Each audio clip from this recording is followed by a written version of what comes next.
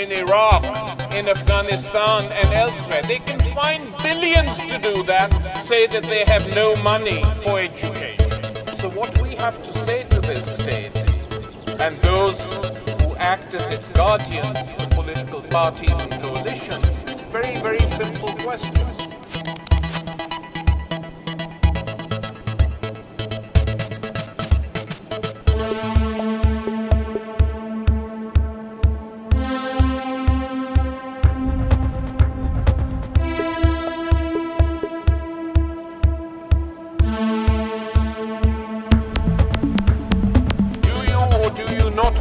A proper education system in your country? Do you now want a regression to what used to exist in the early 20th and most of the 19th centuries, where education, proper education, just became a preserve of the rich? Do you want to return to that system as you're doing elsewhere? And we're going to fight you. We have to say that.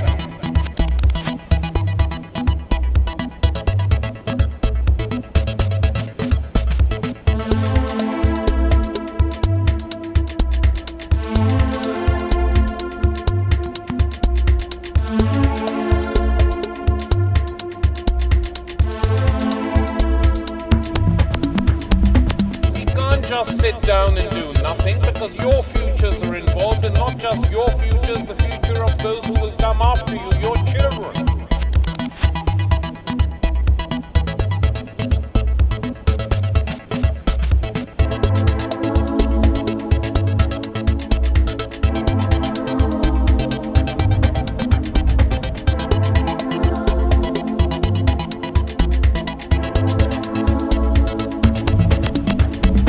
This thing of we just live on this own world, a consumerist world, we just shop, we watch TV, we go to clubs, it's ephemeral, it's a bubble. You can't live inside a bubble for too long. Sooner or later that bubble erupts.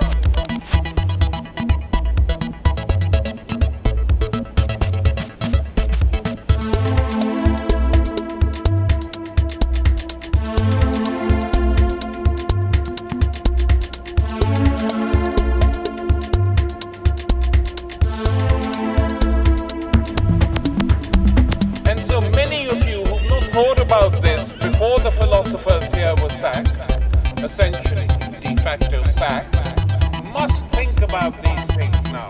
Because we're not just talking about philosophy, we are talking about philosophy in a larger sense of trying to change the conditions under which we live, which is what many, many philosophers have argued for a long time, from Spinoza onwards, one of the great philosophers of the 17th century.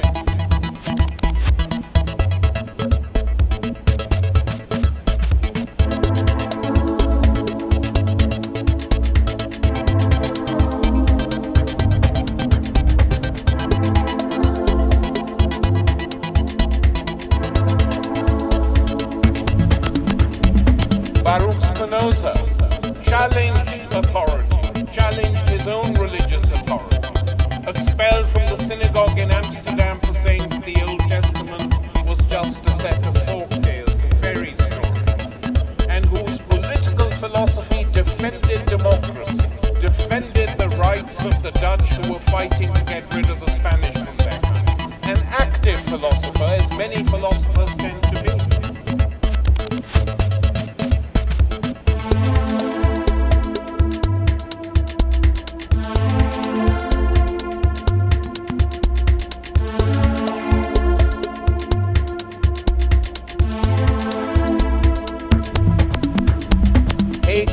Marx, constantly engaged with the world.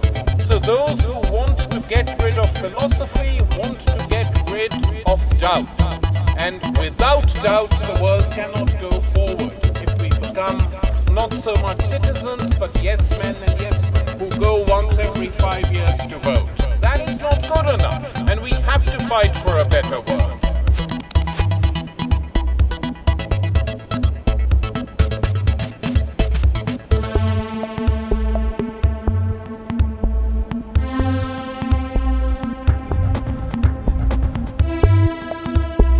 Those who want to get rid of philosophy want to get rid of doubt. And without doubt, the world cannot go forward.